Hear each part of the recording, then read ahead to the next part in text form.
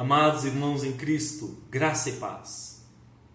Antes de mais nada, quero expressar aqui o meu desejo sincero de que Deus abençoe grandemente a você e a sua família. Que a sua maravilhosa graça seja dispensada sobre todos vocês em todo o tempo. Queridos, como é de conhecimento de todos, nossos ajuntamentos solenes estão temporariamente suspensos como forma de prevenção contra o Covid-19, o coronavírus. Contudo, os nossos cultos individuais e familiares devem permanecer. Eles devem continuar, independente de onde estejamos e com quem estejamos. Uma vez que o nosso Deus trata conosco de forma individual, mas também estende sobre nossa família a sua maravilhosa, eterna e soberana aliança. Uma aliança que requer de nós devoção completa a esse Senhor e Deus de nossas vidas. Uma aliança que requer de nós atividades e ações culticas, adorando, engrandecendo e glorificando ao nosso Senhor. E muitas vezes nós, levados por circunstâncias outras, somos levados à compreensão de que Deus tem um local preferencial para ser cultuado. E assim acreditamos que o edifício que nós chamamos de igreja é o único lugar onde Deus deve ser cultuado. O que não é verdade. Basta olharmos para o diálogo travado entre Jesus e a mulher samaritana no capítulo 4 do Evangelho de João para que isso fique claro para nós. Aquela mulher estava um tanto confusa com relação ao culto que deveria prestar a Deus. E ela então passou a confundir o local do culto com o próprio culto, considerando que o local era tão importante quanto o culto em si ou a vida do adorador. E então ela faz uma pergunta muito séria a Jesus Cristo e tem uma resposta tão séria quanto a sua pergunta. Veja comigo, por favor, o Evangelho de João, capítulo 4, versos 20 a 24, um pequeno trecho desse diálogo travado entre Jesus e a mulher samaritana. Acompanhe comigo, por favor, a leitura do texto sagrado.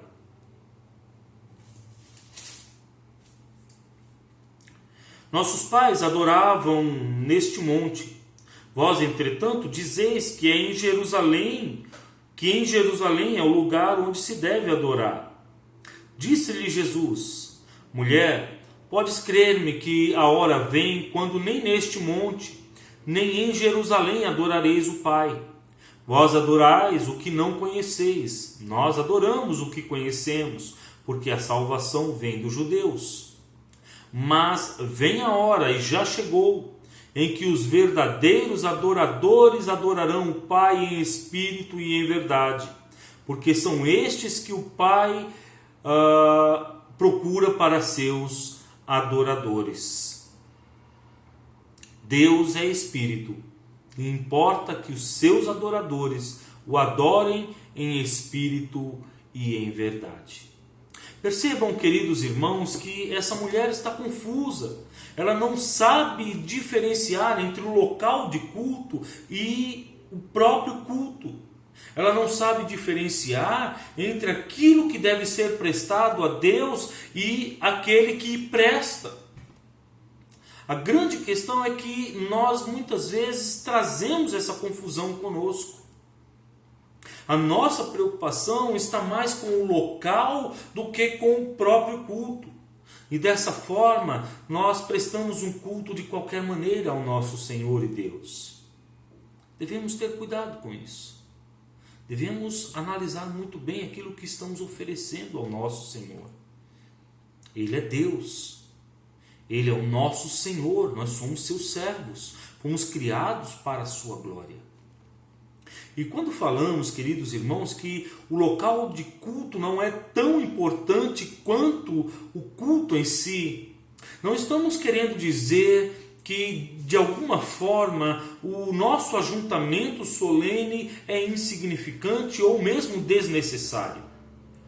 Haja vista que o próprio escritor ou autor da epístola aos Hebreus traz uma séria advertência a esse respeito, quando diz no capítulo 10, verso 25 de sua epístola a seguinte afirmação: não deixemos de congregar-nos, como é costume de alguns, antes façamos admoestações, e tanto mais quanto vedes que o dia se aproxima.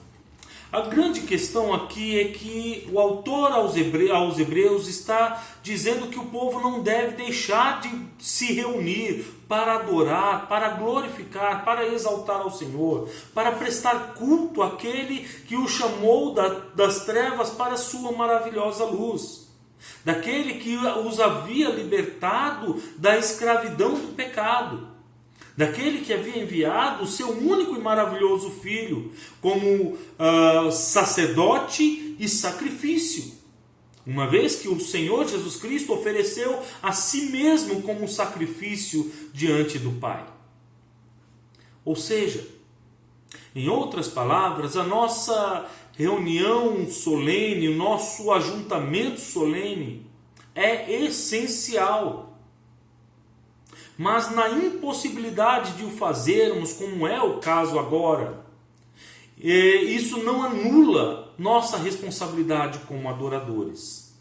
Diante do exposto e cientes de que nossa adoração a Deus, ela tem as mais diversas formas, ela toma os mais diversos caminhos, dentre eles os cânticos, as orações, as confissões de pecados, a exposição da Sagrada Escritura e também as nossas contribuições para sustento e manutenção da casa de Deus.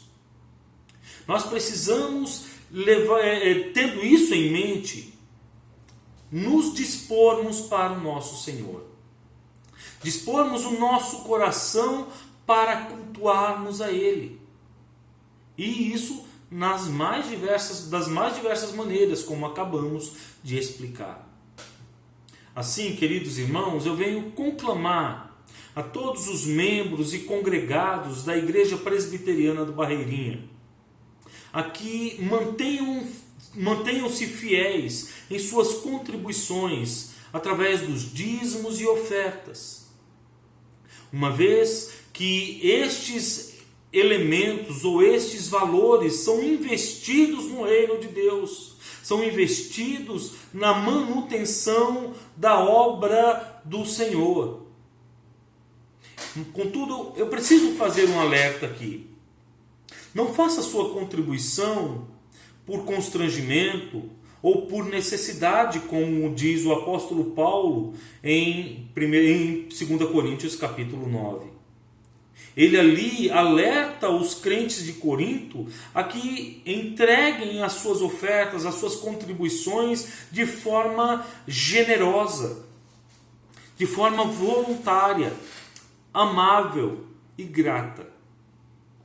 Aqueles irmãos são exortados a entregarem as suas ofertas com um coração realmente cheio de amor.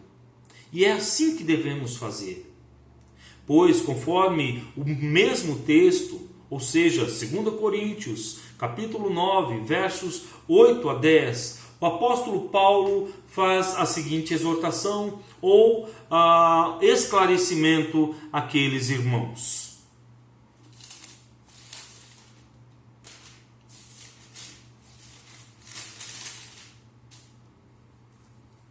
Deus pode fazer-vos abundar em toda graça, a fim de que, tendo sempre, em tudo, ampla suficiência, superabundeis em toda boa obra.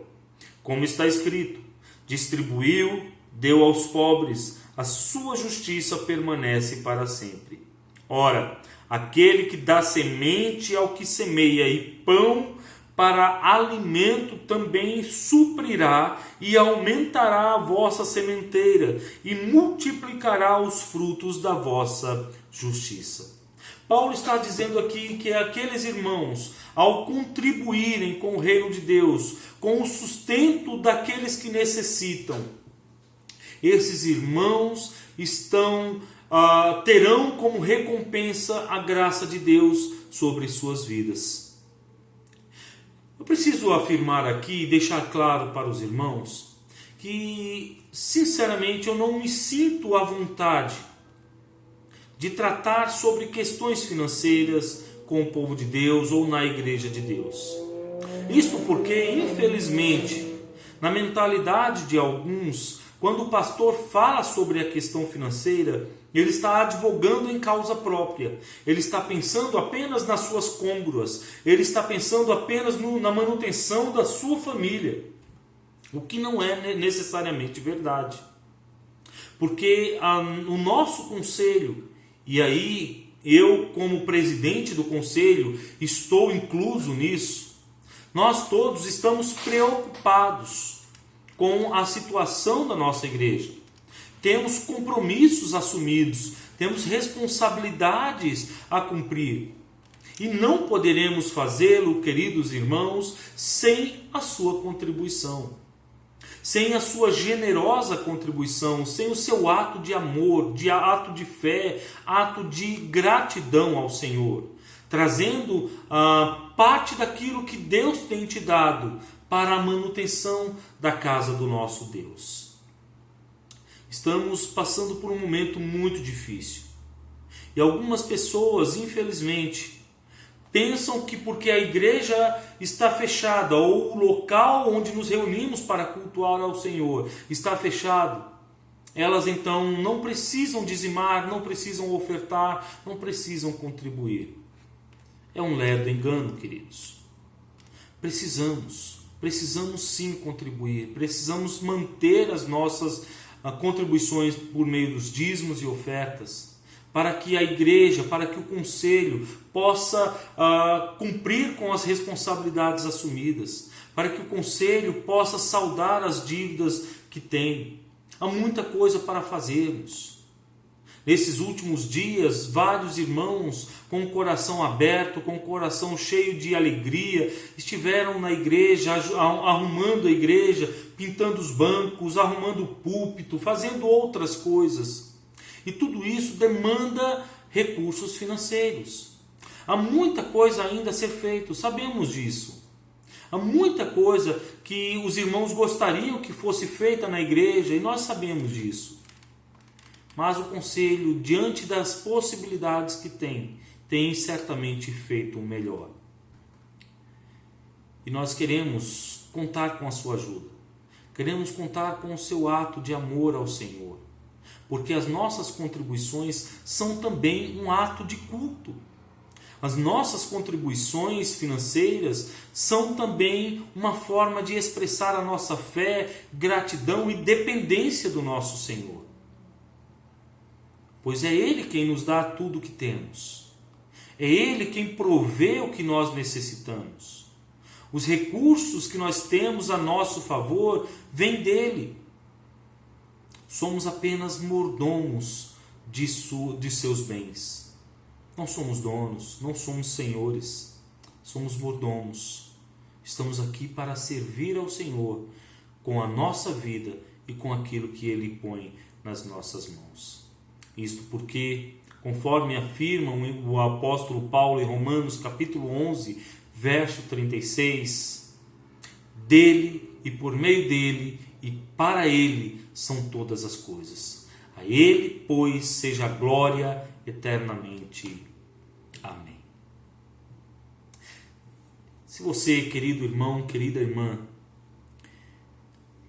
quer abrir o seu coração de forma generosa, cultuar ao Senhor por meio dos seus dízimos, das suas ofertas, no final desse vídeo você vai ter o número da conta do tesoureiro da nossa igreja.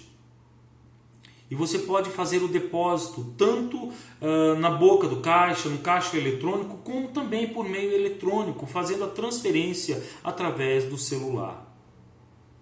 Faça sua contribuição, não por constrangimento ou por necessidade, mas por amor, gratidão e dependência de Deus. Talvez você me questione, como alguém já me questionou, sobre a razão porque os depósitos estão sendo feitos na conta do tesoureiro e não numa conta da própria igreja.